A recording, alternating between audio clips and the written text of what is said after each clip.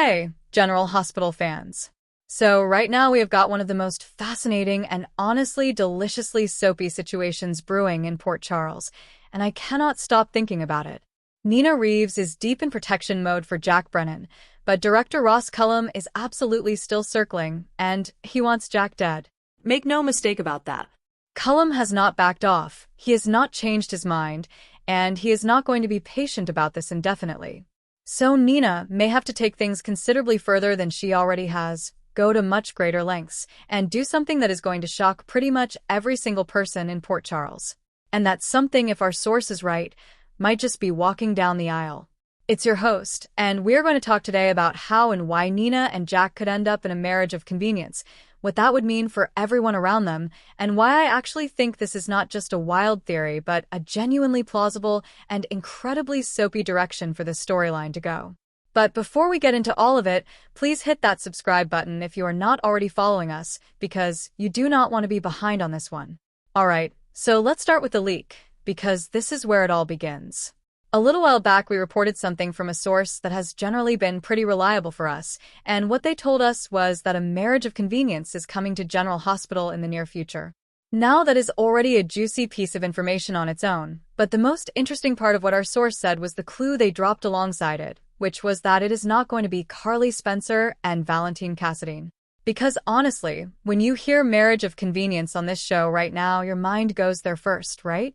Carly and Valentine have been thrown together by circumstances. They have been operating as this unlikely team, and there is definitely something developing between them, whether either of them wants to fully admit it yet. So you would think it might be them. But our source specifically ruled that out. And when I started thinking about who else it could be, given everything that is currently unfolding at Turning Woods, the answer that kept coming back to me was Nina and Jack. And the more I turned it over, the more it made complete sense.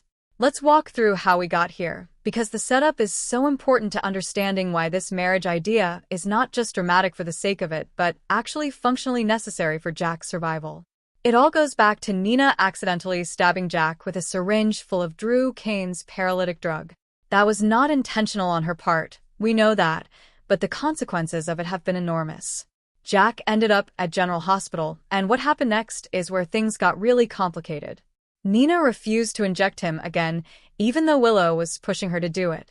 And because of that refusal, Jack does not actually have locked-in syndrome. He is faking it. Completely and deliberately faking it, because with Cullum out there scheming and plotting and actively wanting him dead, the safest thing Jack can do right now is let Cullum believe he is neutralized and harmless. If Cullum thinks Jack is locked in and completely incapacitated, he has less immediate reason to take action. It buys time. It is a survival strategy, and honestly, it is a pretty smart one given the circumstances. But here's the thing. Jack spoke to Nina, and that conversation is what flipped everything. That is why she started helping him. Willow wanted Nina to keep injecting Jack on a regular basis to keep him in the locked-in state, just like Drew is being kept.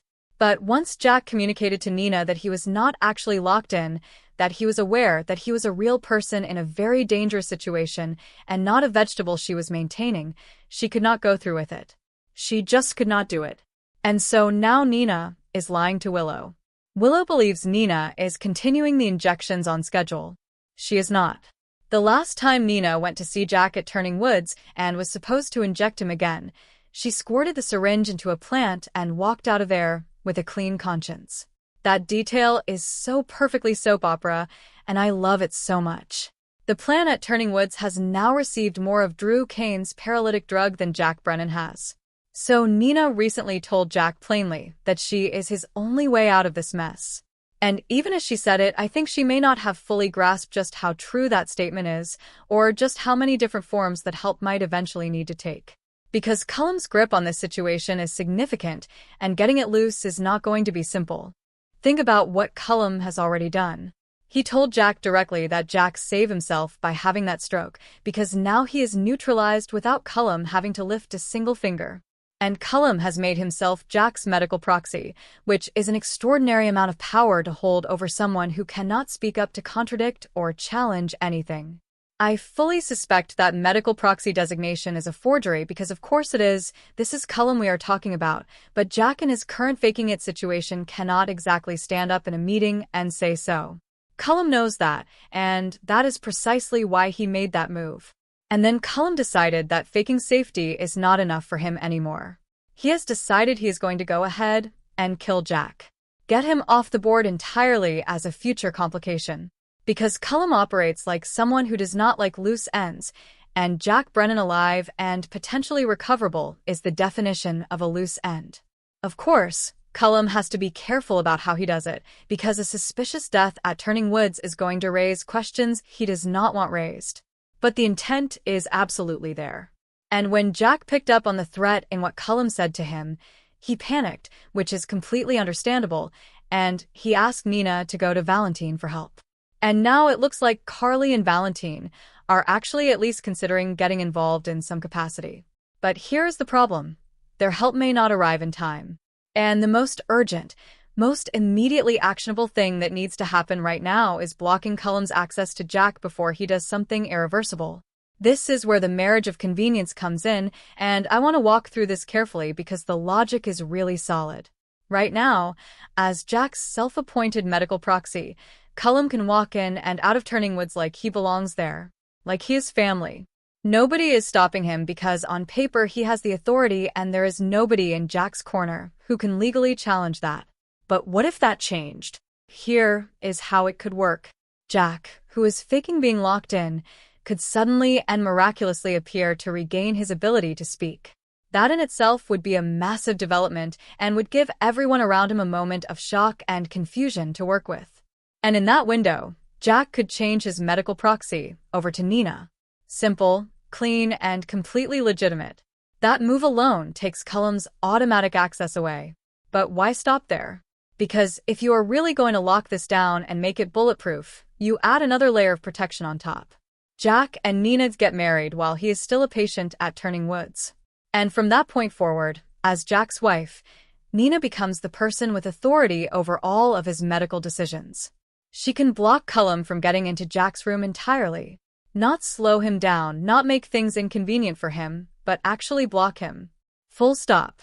No more wandering in whenever he feels like it with whatever plan he is cooking.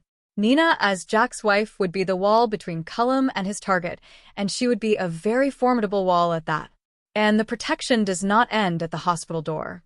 If Nina wanted to, as Jack's wife, she would have the standing to remove him from Turning Woods completely. She could take him home, continue his supposed recovery there, and put him somewhere that Cullum does not have institutional access to. That is a game changer. Cullum would be absolutely furious if he lost his power over Jack this way. He would still be plotting, do not misunderstand me, because Cullum is not the kind of person who accepts defeat gracefully or at all. He would still want Jack dead. But the operational difficulty of getting to Jack when Nina is actively gatekeeping and watching with both eyes open is enormously higher than the current situation. Nina would be a genuine, persistent, aggravating thorn in Cullum's side, and I think she would embrace that role completely. There is also another layer to this that is worth talking about, and it is the legal angle. If Jack and Nina are married, they have spousal privilege. That means neither of them can be compelled to testify against the other. No governmental agency, no law enforcement body, nobody can force them to answer questions about each other's activities, past or present. And given the worlds both of these characters move in, given Jack's WSB history, and all the things that have happened around Nina over the years, that kind of protection is not nothing. It is actually a really substantial practical benefit to this arrangement beyond just keeping Cullum out of the building. But can we talk for a second about the chaos this marriage would create throughout Port Charles? Because it would be absolute pandemonium, and I am here for every second of it. So many people would be completely floored. Let's start with the most obvious reactions. Carly and Valentine. Their exes getting married to each other. I think their heads would essentially combust.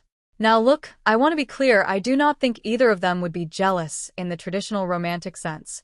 Carly and Valentine are clearly developing something between them, and I don't think either of them is secretly pining for their exes. But salty? Oh, absolutely salty. There would be saltiness of the highest order. Think about where Carly and Jack stand right now. She made it very clear to him that she hates him, and I mean genuinely hates him, for recruiting Jocelyn into the WSB and putting her daughter in danger. That is not a grudge Carly is going to get over anytime soon because nothing in the world activates Carly Spencer like a threat to her children. So finding out that Jack Brennan, the man she holds responsible for endangering Jocelyn, is now married to Nina Reeves, the woman she has had a complicated and often openly hostile relationship with for years, that is a lot for Carly to process. And Nina absolutely knows how much it would irritate Carly. Let's be honest, that would not be a small part of the appeal for Nina. She was already snarking at Carly about the sloppy second situation, and I think the idea of doing something that makes Carly's eye twitch would put a genuine smile on Nina's face. And then there is Valentine's reaction to think about. Valentine hates Jack for turning on him after decades of what he thought was real friendship. That betrayal cut deep for Valentine because he genuinely trusted Jack, and that kind of trust does not come easily to Valentine Cassadine. So watching Nina align herself with Jack would not sit well with him, and not just because of the personal history. Valentine would be worried about Nina walking directly into Cullum's crosshairs by associating herself so visibly and officially with Jack. And he would be right to worry about that, because Cullum would immediately register Nina as a complication to be dealt with the moment she became Jack's wife. Willow's reaction would be something to see. She would be absolutely stunned. But Nina being Nina, she would have an answer ready. She would tell Willow she is doing this to protect her, which is actually not entirely a lie, because protecting Jack is also protecting the people around him from Cullum's ambitions. And Jocelyn would be floored for slightly different reasons, because Jack is essentially her boss in the WSB context, and he was also involved with her mother. The layers of weird on that one are genuinely impressive. And Sonny would feel some kind of way about Nina getting married to Brennan. I think Sonny's reaction is one of the more interesting ones to speculate about, because his feelings about Nina are always complicated, and he has his own history with Jack that adds another dimension to it. Bottom line, Jack and Nina tying the knot would rattle every corner of Port Charles. It would infuriate Cullum and strip him of his power. It would send shockwaves through the Carly and Valentine situation. It would give Willow and Jocelyn and Sonny all something major to react to simultaneously.